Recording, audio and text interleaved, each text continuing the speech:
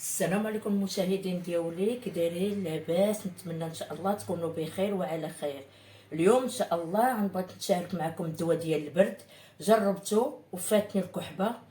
بغيت ان شاء الله نوريكم الناس اللي تجيهم الكحبه واللي مريض عليهم الريه والسيد اللي مريض عليه الريه نطقوا بالي الوصفه. مني جربتها فاتني الحال، قلت انا والله تنقولها للمشاهدين ديالي.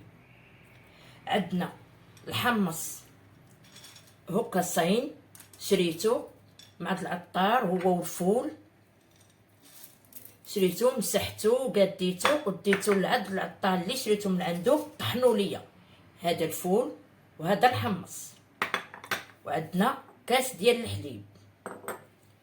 غتشدوا معلقه ديال الفول، معلقه صغيره عامره هانتوما شفتوها، ومعلقه ديال الحمص، وغتخلطوها مزيان.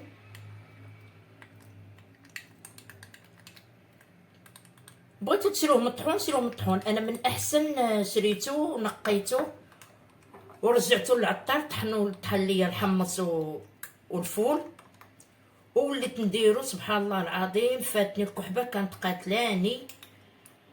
هاد الوصفه قالتها ليا طفلتي وجربتها وجاتني سبحان الله العظيم، كانت في واحد الكحبه خايبه. غتغليو هاد الحليب. غنقول لكم الوصفه اللي درت انا واللي وافقتني، وفيضته بحال هكا وتشربوه من الليل. عندكم 3 ايام ملي تتشربوها سبحان الله العظيم دوك الكحبه ما تتبقاش، ما تتصفيوه ما والو، تتخلوه بحال هكا تيسخن مزيان يغلي، ومني تبغيو تنعسوه تتشربوه.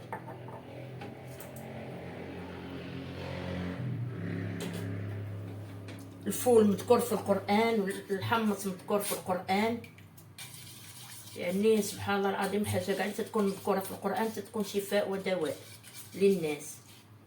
ما تنساوش تشجعوني باش ان شاء الله نقول لكم وصفات اخرين. تشربوه بحال تشربوا البلول ديال البابوش وسط الفراش.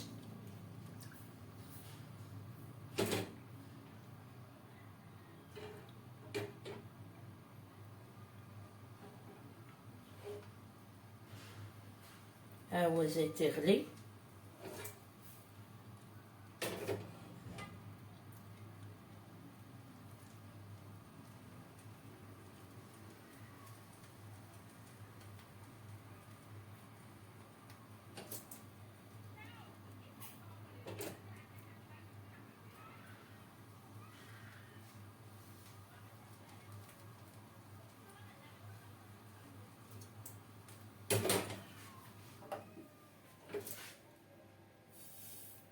ملي تيفيض مع الحليب تيولي خاتر.